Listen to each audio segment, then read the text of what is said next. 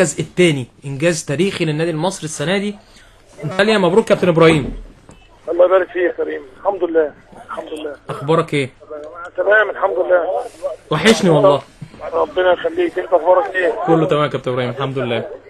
مبروك ليكم بصراحه، يعني شغل رائع جدا السنه دي واداء رائع للنادي المصري مع الفرق الكبيره والفرق الصغيره. سيستم ثابت، عاملين شغل جامد جدا، مبسوطين احنا من اداء النادي المصري بصراحه. الحمد لله. بس انا بكلمك في الملعب ففي حوالينا زحمه معلش. التركيز معاك يا كريم. مفيش الحمد لله. يعني قول الحمد لله. يعني تشتغل بتجتهد بتتعب، ربنا في الاخر بيكافئك. بيحصل لك مطبات، انما انت عشان انت شغال صح. ايوه كله تمام الحمد لله. فادام انت يعني المطبات اللي بتقابلك ربنا بيكرمك بتعدي عشان خاطر انت شغال صح وبتشتغل بضمير وما بتاذيش حد، وتعبك بتشوف التعب اللي انت بتتعبه في شغلك ربنا بيعوض وربنا بيكرم فيه. فالماتشات اللي فاتت كلها ماتشات صعبه بالظبط، كل ما فيش ماتش سهل. وماتشات اللي هي حتى الانديه اللي في الجدول الدوري تحت كلها شغاله، كلهم عندهم اصرار وعندهم لعيبه كويسه جدا، واللعيبه النقط بتاعتهم او مكانهم ما يدلش على مستواهم الصراحه. بالظبط. شوف الشرقيه النهارده عملوا ماتش، اعتقد سمعت عن ماتش كويس وكسبان متقدم على الجيش. طيب التليفون ممكن فدوري صعب قوي يا كريم. محتاجين ان احنا كل ماتش زي ما انت شايف كده ماتشات صعبه. بتلعب في بتروجيت يخش في جول الشوط الاولاني، بتحاول تتعاون مع فرقه ماشيه كويس قوي، عندها امكانيات، عندها جهاز محترم، وصعب جدا ما خسروش. تقريبا خسروا ماتش واحد او ما خسروش حاجه كده، خسروا ماتش واحد. فالحمد لله ان ربنا كرمنا وتعبنا ما راحش. اصرار اللعيبه وتركيزهم بعد ما اتكلم معاهم حسام بين الشوطين قدروا ينفذوا الحاجات من الحاجات اللي اتكلم عليها كتير. طيب اللي هو اللي كان المفروض بينفذوها في الشوط الاولاني، بس لظروف الهدف الثلاث لعيبه ممكن تكون تركيزهم قل، مش ده مستواهم بتاع الشوط الاولاني بالظبط. الفرص حتى اللي ضاعت مننا دي كانت ممكن تهدي الدنيا الشوط الاولاني ولو حصل استغلناها. انما ربنا اراد ان احنا نعوض الشوط الثاني، وماتش صعب مع فرقه صعبه، في فرقه تحتيك على طول عندها اقل منك بجون، لما تفرق معاهم 3 نقط يبقى البونت ده النقطه بقت 4 حاجه كويسه بالظبط. كابتن ابراهيم، يعني احنا ملاحظين من بدايه الموسم المصري ليه سيستم وليه شكل حلو وليه طريقه اداء، وبيلعب بشكل هجومي بيضغط على الفرق كلها من قدام. تلعب ضد الزمالك، بتلعب ضد اي فرقه، ما انت عندك سيستم بتطبقه على اي فرقه. وفي نفس الوقت يعني كنت هكلمك بس في نقطه، اللي انتوا دايما، انا متابع طبعا من بدايه الموسم ماتشاتكم كلها في برج العرب وفي الماكس، فانتوا يعني الله يكون في عونكم، قاعدين في اسكندريه اعتقد الموسم كله معسكر مفتوح دائم. يعني عندك حق، انت بتتكلم طبعا في نقط مهمه جدا. الموقف الفريق، في ناس بتقول يعني بتحاول بتقول ان انت لما بتلعب على ملعب واحد او بتلعب في بتاع دي حاجه، دي ميزه. لا بالعكس، صعوبه جدا. انت عندك لعيبه معسكر مقفول على طول. كل واحد عنده ضغوط بتاع، كل واحد عنده اسره، كل واحد عايز يبقى موجود، كل واحد عايز يبقى يعني يعيش الحياه. اللعيب يروح ويجي وبتاع ويخش ويعمل معسكر قبل الماتش بيوم ولا بيومين، انما انت اللعيب مقفول عليه ومضغوط.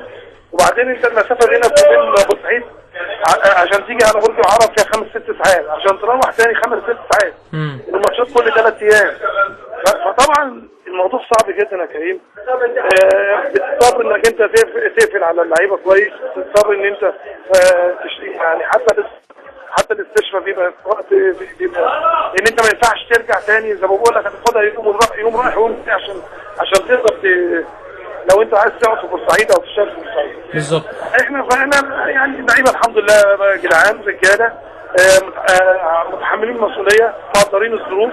انما احنا زي ما بقول لك لو رجعنا تاني نلعب في بورسعيد الماتشات بتاعتنا ونلعب، وعندنا استعداد نلعب نروح الملاعب بتاع الانديه الثانيه، بس يعني بس نلعب على ملعبنا، يعني مش افريقيا بس، نلعب على ملعبنا. اتمنى ان انت يعني تكون في الحسبان. بالظبط. اتمنى ان تكون الموضوع في الحسبان والاتحاد الكوره والدوله طبعا الحته دي بعد كده ان النادي المصري يرجع تاني يلعب في ملعبه والدنيا مشيت والناس بقى في تفاهم كده، في تفاهم. الظروف اللي حصلت في مصر قبل كده خلاص كان معروف مين اللي ورا القصص دي، فنرجع تاني نلعب في بورسعيد، نرجع استاد بورسعيد يرجع تاني.